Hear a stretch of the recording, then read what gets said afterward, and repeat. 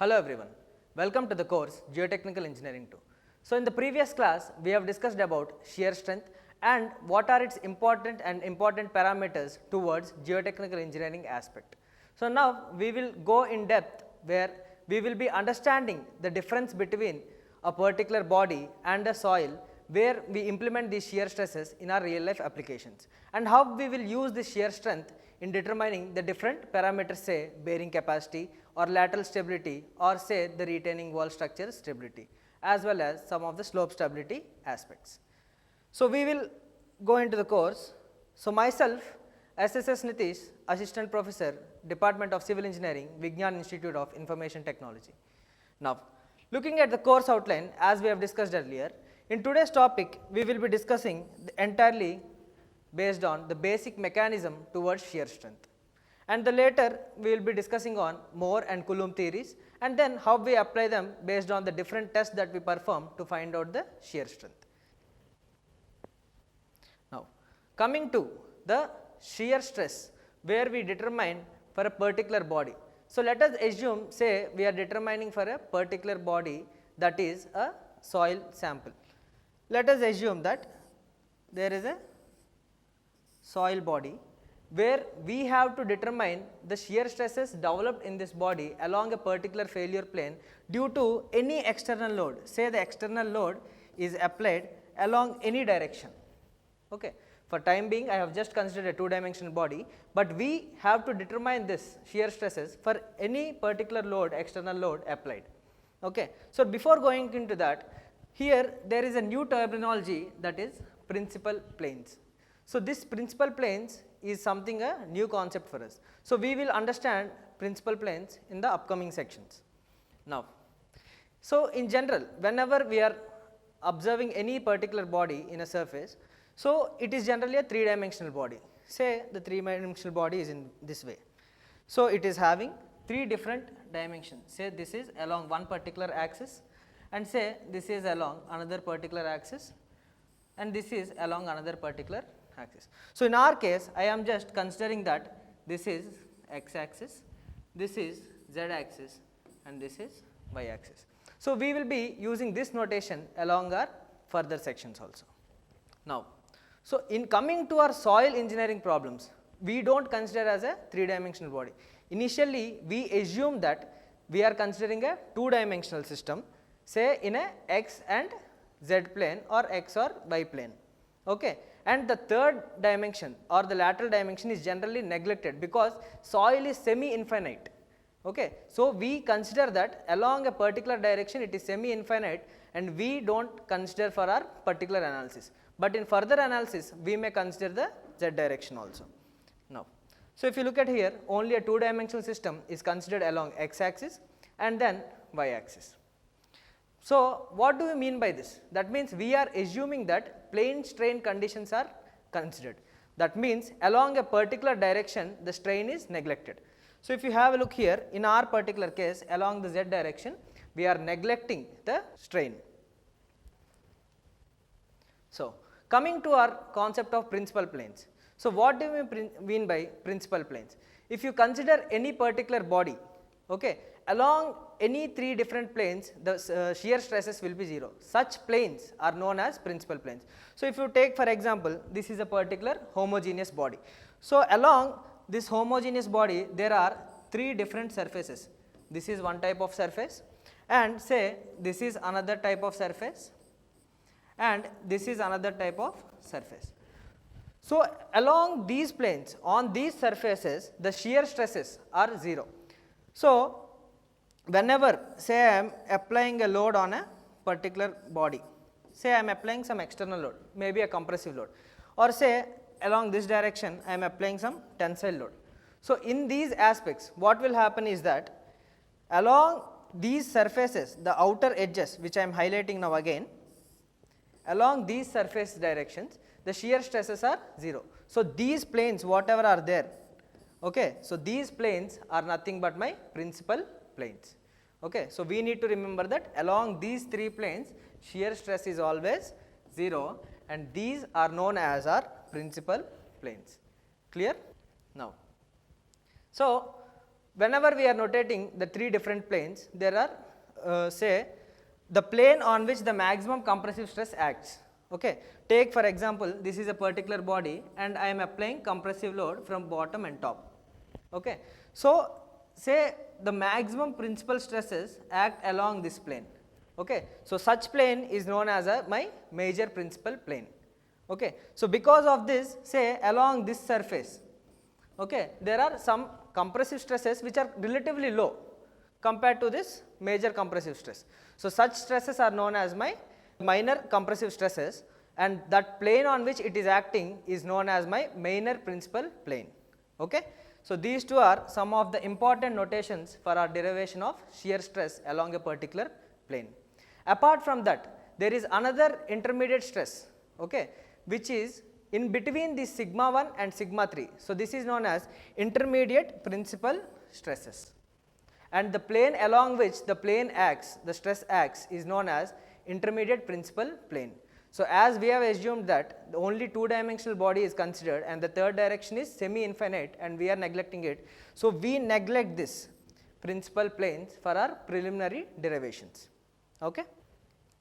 Furthermore, one thing, as I have mentioned, only the major principal stress and the minor principal stress are only important for our derivation. Okay. So, in general, so whenever we consider any particular body, say homogeneous body, what do we consider?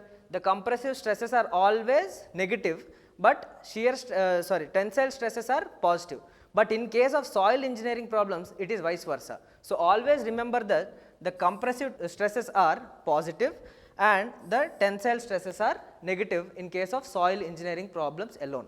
Okay. So, this is our notation given by Carl Terzaghi, as we have mentioned in the previous class. Now, let us consider a two-dimensional body in a two-dimensional plane, and say initially sigma 3 is applied along a particular plane. Now, sigma 1 is applied in this particular direction. So, because of these compressive loads on the soil mass, okay, we need to find out the failure plane. Say because of this load at a particular time there may be failure occurring. So, since I am compressing this after say 10 minutes or 20 minutes or say about 100 years or so, there will be some failure plane, it may shear like this. We need to observe that shear plane. So, for that preliminary we are assuming that there is a failure plane in this direction, okay, which is inclined at an angle theta to the horizontal. Okay. For our understanding, I am representing this wedge form of shape even here also. So, I am giving a notation here. Let us say this is A, B and C. The failure plane is forming along the AB plane. Okay. So, that is what I have represented here, which is making an angle theta with the horizontal. Now, let us say this is symmetrical, and then because of these external loads, here there is a stress sigma which is developed, as well as shear stress developed tau along this failure plane. So, because of this shear stress as well as this normal stress along the failure plane, there will be a resultant stress R. So, because of this resultant stress only, there will be a shear. Okay. So, if the resultant stress is resisted, then the soil will not fail in any shear. So, we need to determine this resultant stress by using our shear stress as well as our normal stress. Okay. So, that is what for our understanding and our derivation I have represented again here. So, we will be using this wedge form. So, I have represented sigma 3 and sigma 1 here. Now, now consider this wedge now using the equilibrium of forces. So, if you resolve along the horizontal direction, what will happen? This will be sigma 3 into along this length BC. So, that I have written here sigma 3 into BC, which is equals to sigma AB sin theta. That means at this particular point, say sigma is resolved, that means it will be sigma into AB sin theta. Similarly, if I resolve this tau at this point, this tau value at this particular point, then it will be tau AB cos theta. Okay. So, what happens now? Simplifying this. So, before that, where tau is the shear stress on the AB plane and sigma is the normal stress along this particular plane. Now, simplifying, we may observe that this is our primary equation, where we observe that sigma 3 sin theta is equals to sigma sin theta minus tau cos theta. We may be wondering that how this equation has arrived. That is nothing much complicated. Just have a look at this initial equation. So, if you divide the entire equation by AB, okay. So, I am using this AB length. So, I am dividing the entire equation by AB. So, along this direction also I am dividing this by AB. So, now observe what is BC by AB? BC by AB is nothing but my sin theta, and similarly this will be sigma sin theta, and this will be AB by tau cos theta. So, in this way we have simplified it into equation 1.1. Now, similarly resolving these forces along the vertical direction. So, in the previous case we have simplified this as along the horizontal direction. Now, we will be deriving this along a vertical direction. So, simplifying just like the previous case, we will be observing that sigma 1 AC, that is along the vertical direction, this is sigma 1 AC, okay, and sigma, if you look at the sigma, this will be sigma along the vertical direction. So, it will be sigma cos theta AB, and then this will be tau AB sin theta. So, that is how we got this expression. Now, further simplifying it just like the previous case, just by dividing this by AB along this equation. So, we will simplify this as AC by AB is nothing but, from your wedge it is cos theta. So, this will be sigma cos theta, that is equals to sigma 1 cos theta will be equal to sigma cos theta plus tau sin theta. So, in this manner we will be simplifying this expression. Now, so we have obtained two expressions, say equation 1.1 and equation 1.2. Using these two equations, if we simplify for tau as well as sigma, we may arrive at these expressions. Clear? So, these two expressions are nothing but whenever we are considering, say, a two-dimensional soil mass, and because of this external load, okay, because of the external load sigma 1 and sigma 3, there may be a failure plane which may develop at any point of time, which is inclined at an angle, say theta, okay.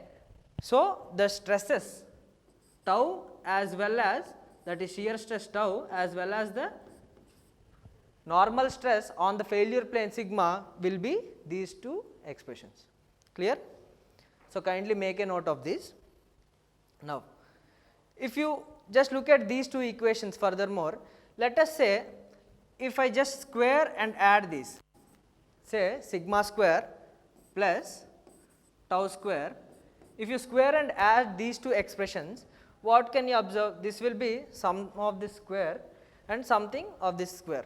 Let us say this entire term is A and say this entire term is B. Okay, so this will be something in terms of A square plus B square. Okay. So, if you look at this form, say this is some R square, resultant square. Okay. It is in the form of x square plus y square is equals to R square. Okay. This equation is in the form of a circle. So, clearly we can understand that using these two, normal stress as well as shear stress, if we represent this on a particular coordinate axis, okay, say sigma and tau, then clearly this can be represented as a circle. This can be clearly represented as a circle. Now, so as I have stated, if you represent these two in the form of a circle, so the circle will have a radius of sigma 1 minus sigma 3 by 2, and its center will be at a coordinates of sigma 1 plus sigma 3 by 2 comma 0. That means it is along our x coordinate, somewhere around here the center C is there. Okay. It is at a distance of sigma 1 plus sigma 3 by 2.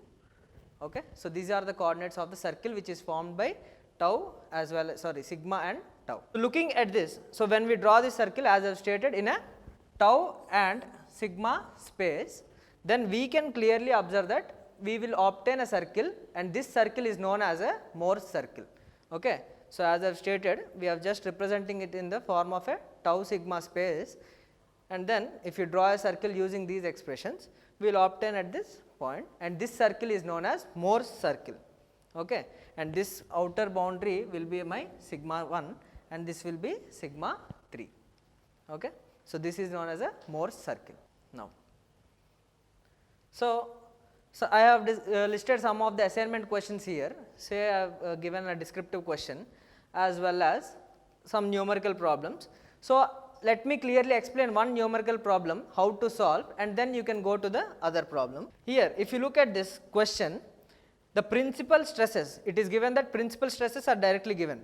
So, at a particular point in a material are 80 kilonewton per meter square and 40 kilonewton per meter square. So, that means this is given sigma 1, okay, and this 40 kilonewton per meter square is given sigma 2 or say sigma 3.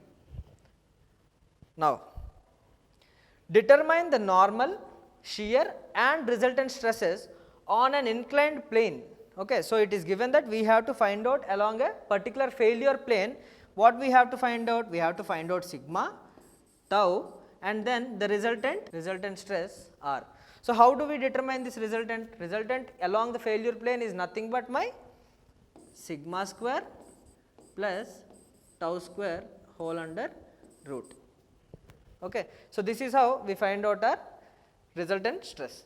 But before that there is given theta is given as 30 degrees, that means the failure plane is at an angle of 30 degrees.